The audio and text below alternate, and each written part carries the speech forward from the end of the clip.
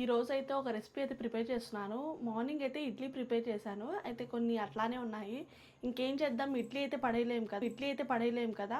So ఒక simple recipe అయితే నాకు గుర్తొచ్చింది, idli upma. What a vision, what a thought. పిచ్చోలు అయిపోయారు మట్టి. మోస్ట్లీ వినే ఉంటారు. సో ఆ రెసిపీ అయితే ఇప్పుడు ప్రిపేర్ చేస్తున్నాను. నేను ఎలా ప్రిపేర్ చేస్తాను మీరు కూడా నాతో పాటు చూసేయండి. స్టవ్ ఆన్ చేసుకుని తగినంత ఆయిల్. ఇప్పుడు పోపు దినుసులు, కరివేపాకు,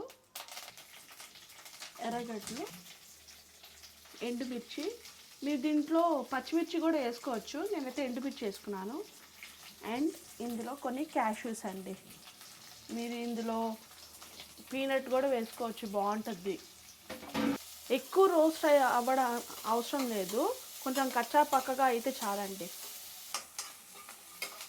కొంచెం హై ఫ్లేమ్లో పెట్టుకొని దోరగా వేయించుకోవాలి. ఇవి మార్నింగ్ లెఫ్ట్ ఓవర్ ఇడ్లీస్ అండి. ఎక్కువగా స్మాష్ చేసుకోకండి, క్లమ్జీ అయిపోద్ది ముద్దగా. సో లైట్గా బిట్గా కట్ చేసుకుందాము. ఇప్పుడైతే వేసేసుకుందాము ఇడ్లీలు.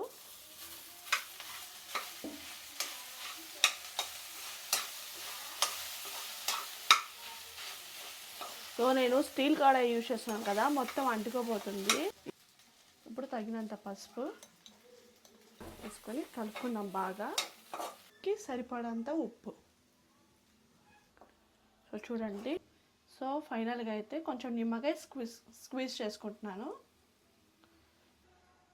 ఫైనల్గా టేస్ట్ కోసం కొత్తిమీర. సో వేడిగా ఎమ్మి ఇడ్లీ ఉప్మా రెడీ.